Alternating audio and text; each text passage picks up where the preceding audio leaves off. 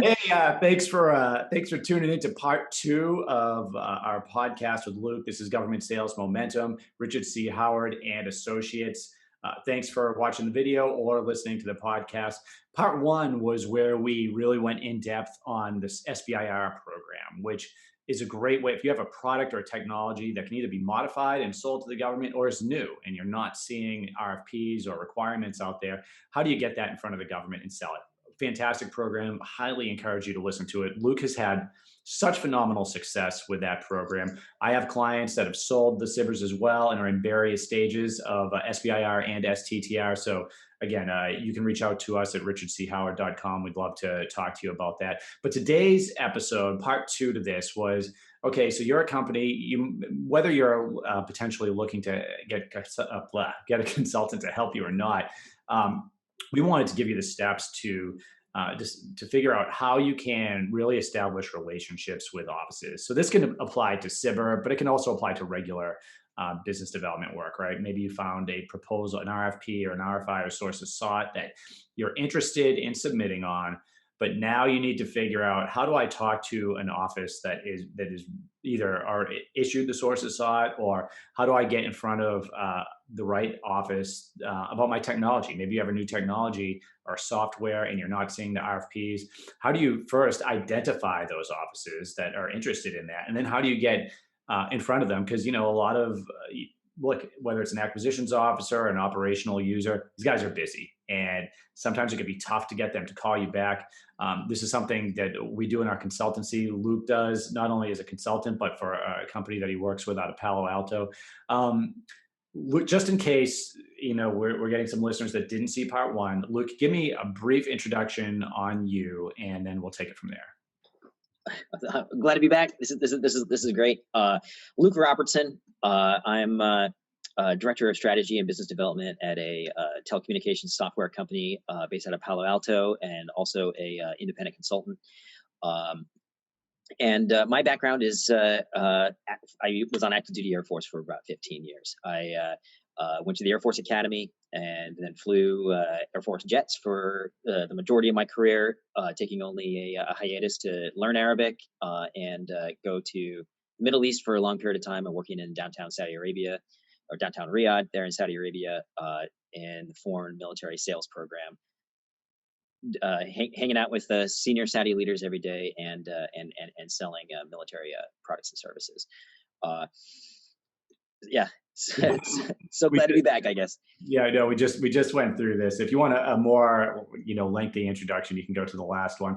I met Luke actually in Riyadh. We were running a division up there. That one of the things we did was we ran the foreign military sales program. And certainly even afterwards, as I worked through acquisitions and Luke continued to fly and do other things with the military, we stayed in touch until now, working together with clients, helping them sell products and services to the government. So this is going to be kind of free form, Luke, versus a set of questions. But one of the big challenges for companies out there is, how do I get my product or service in front of the right people in the government? If I don't have those relationships, if I don't have those networks. So what I thought we could talk about today is a little bit twofold, right? First is, okay, if you don't have that network and you don't maybe have the funds right now to hire a consultant or somebody that does have that network, what tools can they use? And I'll talk a little bit about that. If you have anything to add, perfect. And where I want to focus with you, Luke, is, hey, okay, how does a consultant, or how does somebody like you use their network? How do you go about finding the right people? And maybe how can that apply to me too? How can a business owner use some of that? Just some quick tools that an office can use, or an agency or a company, whatever. Okay, the first thing that I always tell people is, most important thing is who buys what you sell, right? So that goes to whether you're selling IT services, but in this case, we're talking about a new technology, right? So if you are modifying a technology, so if you've built a new camera or a new cybersecurity software, even though that particular technology, you might not be seeing forecasts for that, you could see how the old purchases were made, right? So I could show you right now. You could go to a usaspending.gov, which is free, or a sam.gov, or FPDS. It used to be FPDS, but you can look at who was making purchases within a specific NAICS code, North American Industry Classification Code, PSC code, which is a little bit more specific, or in some cases there are systems you can use where you can type in keywords. And so typically what I will do is I'll go back the past 5 years and I'll look at what are the big agencies that are making purchases. And from there, I just keep dialing it down. Okay, is it Air Force? Who in the Air Force is purchasing cybersecurity software? Oh, it's Lifecycle Management Center, and or it's AFMC or Material Air Force Materiel Command. Beneath them, Lifecycle Management Center, and then you could keep going, dialing it in. It could be C3INN. It could be a specific office within C3INN. And now, as you're, and remember, these are a lot of times free resources you can use to dial that in. And then that's a great way to find offices and to start looking for connections, looking at the contracting officers working on certain projects. If you have no network and no relationship, that is a way you can do that. There are also some paid for systems that you can use. Certain ones I've used throughout the years, like Bid Search, or you've probably seen GovTribe's going to pop up if you are Googling and searching for stuff, and you'll find that they'll give you a little bit of information, then you got to pay for it. There are much more expensive ones that I won't start naming names, but if you want to spend 15, 20 plus a year, you can start paying for more expensive services as far as providing you with information and research. So those are just some of the tools you can use. Now, in addition to that, some great ways to make those connections, and feel free to weigh in here, Luke, is, hey, if I'm doing a search, if I know it's Lifecycle Management Center, Air Force, since I mentioned them earlier, or C3INN, I can go to the small business offices websites associated with those, and I can find events that are happening, right? They're going to have symposiums, and they're going to have industry days, and they're going to have things that you can register for and attend. And when you attend those, you could be attending with program managers and acquisitions officers and users. And they're going to be much more like, first of all, you can ask them direct questions in a lot of cases. Sometimes they provide you an email list. And I can tell you that if you attend an event with someone in the government, they're going to be a lot more likely to respond to you when you're asking them questions, to set up a meeting. And it's especially I can speak for the acquisitions guys.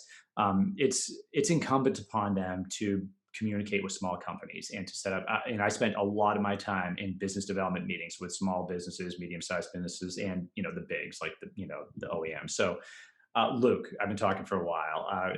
Jump in. Ideas about tools you can use aside from paying somebody with a network. What would your recommendations be? So, in many ways, I think the path that's the most obvious is one that is of great value as well. So, you know, most government organizations are huge organizations where you've got whoever's using the product is not the same person or office or organization or even in the same state as whoever has the money to buy it. And so it when you're searching through these resources that Ricky mentioned, you're looking at that office that has the ability to buy it. But that office doesn't necessarily know that anyone needs it.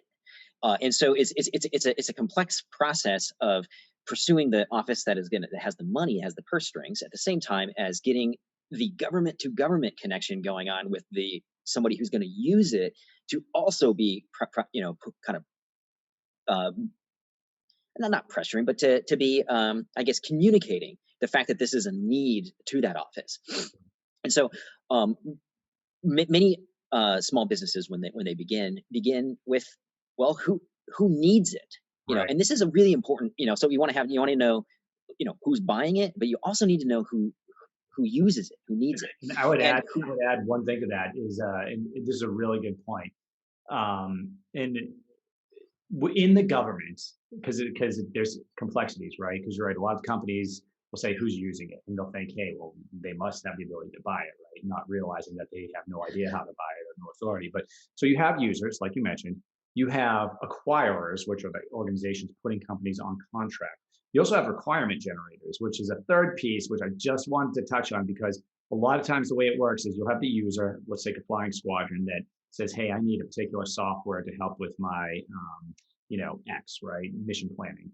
And then that needs to make its way up in a lot of cases to the requirements generator, that kernel that's at the Pentagon, right, that's or even a lieutenant colonel that's a PEM, maybe. I don't want to get too far into that, but there's someone either running an acquisitions program or in charge of generating requirements for the organization. And then you have the acquisition shop. So in a lot of times, a lot of cases, it's incumbent upon a company to educate all three, right? So just wanted to throw that in.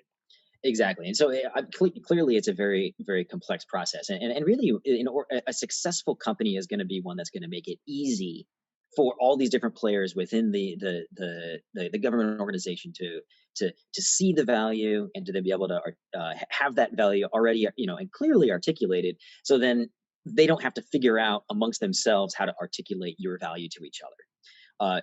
But one of the primary things to do is to find those organizations that will actually use your product. You mentioned before, like some kind of like mission planning, flight planning software.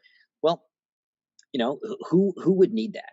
And when you reach out and you find some flying squadron and you talk to some lieutenant or some sergeant or some captain or even some lieutenant colonel there, just know that that person can't buy it, but what that person can do is they can advocate, that they can be the pull function there in the rest of the government. And this is a really truly critical piece, especially if what it is that you are building is not fully baked in terms of what the specific needs are of the government organization. So Good the point. government is, civilian airlines have airplanes, and military has airplanes, but they're very, very different, in the way that these operational missions are run is very, very different. And so therefore the software that would be supporting them could potentially be the same engine, but it might need to be modified in some way.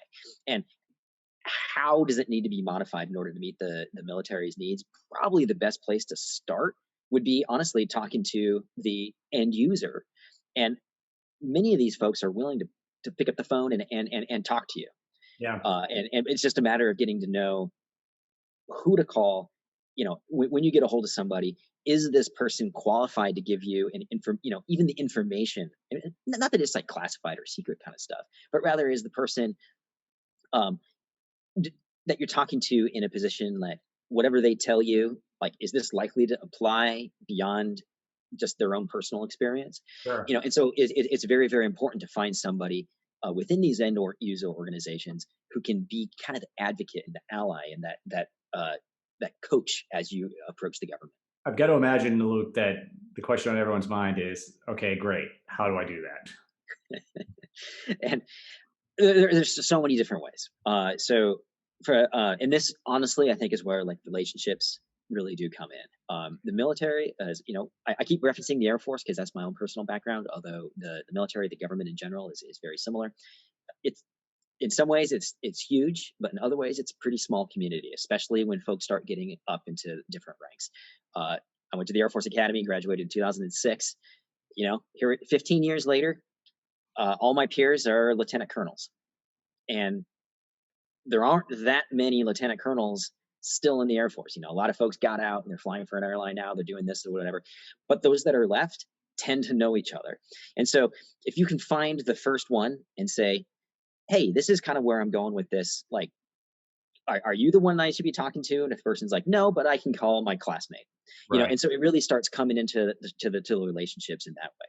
That's a good point. Obviously, once you go Yeah, ahead. it is a relationship game, and just being, I'm kind of the older guy here, I guess, right? So I came in '99, so a lot of my peers are at that colonel level now, but you're right, the ones that have stayed in, that's where almost all of them are, right? Colonel, maybe they're lieutenant colonels, so, hanging in there. Yeah. But so finding that one, right? So for me or you, it's pretty easy to find that one because we can just call people we know, right? But for a company that doesn't know anyone at that level, right? And this could be, by the way, if we're talking about a different organization, you're probably talking about a high ranking GS, like maybe GS 14, GS 15. You can talk about GS 13, NHO 3, NHO 4. In a different organization. But how do you recommend that they may approach somebody that they don't know or an office that they don't know? I mean, cold calling is a tried and true tactic. Certain personalities kind of do a little better at it than others. LinkedIn obviously is just like an amazing resource when it comes to finding somebody to And be able by to the way, I understand. have, not to cut you off, but people have reached out to me on LinkedIn while I was still a program manager in the Air Force, and have generated meetings and discussions that way. And in both ways too. I've also gotten to discuss with people I don't know on the government side through LinkedIn.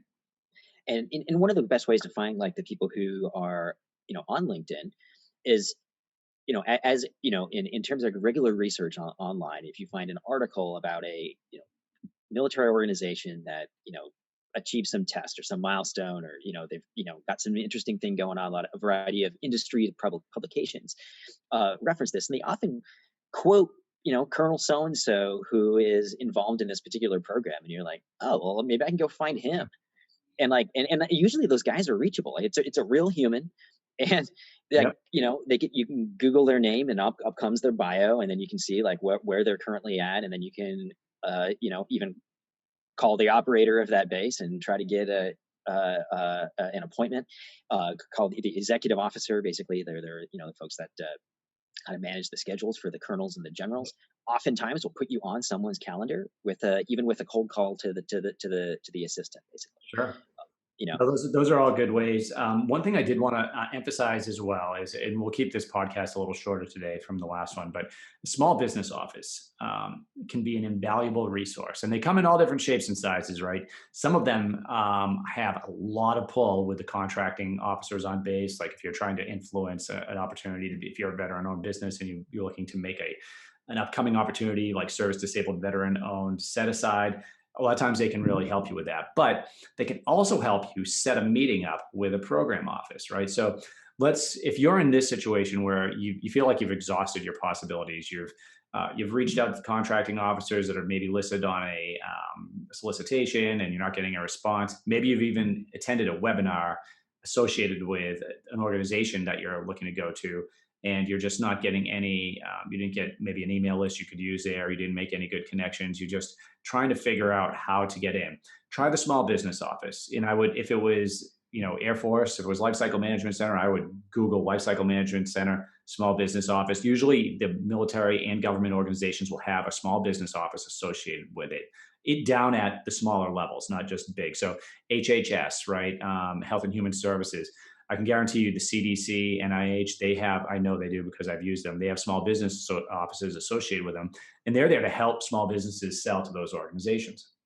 You can first see if they have events that you can just sign up for, or talk to them one-on-one. A lot of times you could schedule a meeting with the small business office, and you can ask them, hey, how do I set up a meeting with this office? I'm not getting any response. Sometimes they're just really busy, right? I mean, look, whether you're an operational squadron commander or you're a division chief in acquisitions, your day is packed. You're doing 10, 12, 15-hour days.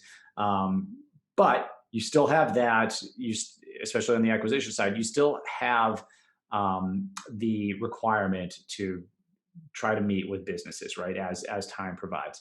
One thing you can do, if everything's been exhausted, is find a couple other companies that are also interested in the same effort that you are, right? Especially this makes sense if you're going to partner with them, right? So you're not necessarily bringing competitors in there. But if you bring 4 or 5 companies together and then go to the small, and this was actually recommended to me by the small business office, I think it was associated with NIH under Health and Human Services. But yeah, it makes it almost impossible for the acquirers to say we won't do the meeting. If you have 4 or 5 businesses that just say, hey, we've looked at all the information out there and we've got questions, that is a great way to kind of force the hand of the agency to give you that meeting. And it also makes you kind of the leader with those other companies you're working with. So, okay, good. Any thoughts on tools companies can use, additional thoughts to use themselves, or processes they can use to establish these relationships? In the last podcast we discussed the SIBR program in depth. One of the advantages of working through the SIBR program is it does provide a huge number of resources in this Yes. regard as well. Just the straight business development piece. One of the pieces of SIBR is to help companies find the government organization that needs their product or their service. And it you can go on a webinar and say, hey, this is what we do, and then there will be a guy on the other side who will say, okay, send me an email about that, and I'll put you in touch with with somebody who might be able to help. Right. And my experience has been that they have always come through with a very good lead. Maybe it wasn't like the final like lead that I needed, but you always, always, I was always able to follow through on the lead that I got from the Cyber team to then be able to go and find That the is resource I needed from there. that is a huge point. Just talking a little bit about relationship game, right? So what you're talking about applies to so many things, right? So if you're a company actively selling to the government, right? The companies I know that are extremely successful, what they're doing is, they try to meet with their counterparts in the government once a month.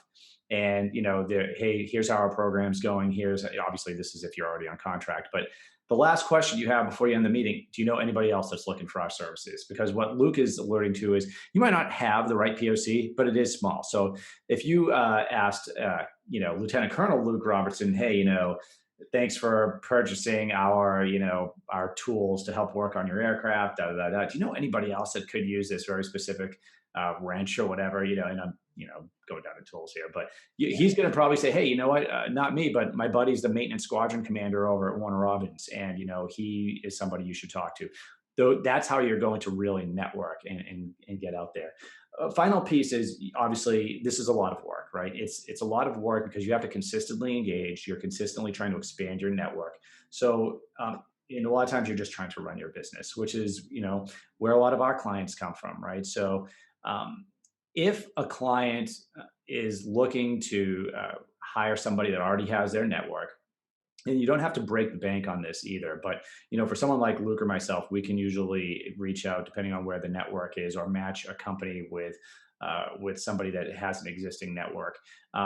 Talk a little bit, Luke, about the process that you use, maybe some of the wins you've had for companies that you've worked with, doing just that, establishing those relationships, and maybe not specific to the cyber process, but hey, taking this newer technology and finding opportunities that haven't even been advertised yet through a sam.gov or somewhere. yeah. So this one is huge too because I competing on like the published opportunities that are on sam.gov requires a couple things. One, you've got to be able to respond pretty quickly. So something will pop up, and then usually you've got a week or 2 weeks in order to be able to respond to this thing. And many small businesses might not be able to write up a 50-page proposal in that amount of time. So it's difficult. So oftentimes the best strategy for success, and my experience has been that the strategies that most often yield that success is when the small business proposes the solution to the Air Force that has never been asked for. And recently, I worked with a company that was doing some telecommunication solutions. There is a civilian model that works great in the civilian world, and so we proposed this to the Air Force or equivalent organization to the organizations that we were working with on the civilian side, and it became very clear that the Air Force's requirements were just slightly different. Basically, they needed a more ruggedized version with a little bit better range than what the civilian market would bear. And so, what we were able to do then is work with that Air Force organization to kind of define out what their requirements were. It's not like we had to go back and like re-engineer the entire solution from the ground up, because there was some off-the-shelf components that we could take widget A instead of widget B, and then build a solution that the Air Force needed that actually was not on the market. And so we'll be able to then propose this, and now you're not competing with every other company in the world that could assemble this solution. Like it really wasn't it wasn't a technological breakthrough. It was just a different kind of an assembly. Few changes, a few modifications, and I think that probably would give a lot of hope to companies out there. Just like, hey, how do I break into the market? How do you compete with the big boys? How do Exactly. I How do compete you? with them? How do I get my solution in there? And I think that what we've done is we've given them a couple of really good methods to doing that. One, SBIR, STTR, which is a pretty straightforward program. The other one takes a little bit more creativity and work, which is doing your own business development, and then talking with different units that could use your technology, kind of matching up requirements generators, users, and the acquirers to make a purchase and not even compete with somebody else. This has really been great. Do you have any parting thoughts before we end the podcast? Thanks for having me on. I love talking about this stuff. So thanks for listening to me go on about it. No, that's awesome. Luke, you're truly amazing at this, from the business development piece, from the ciber piece, even solutions development for the government, which is why we're working together.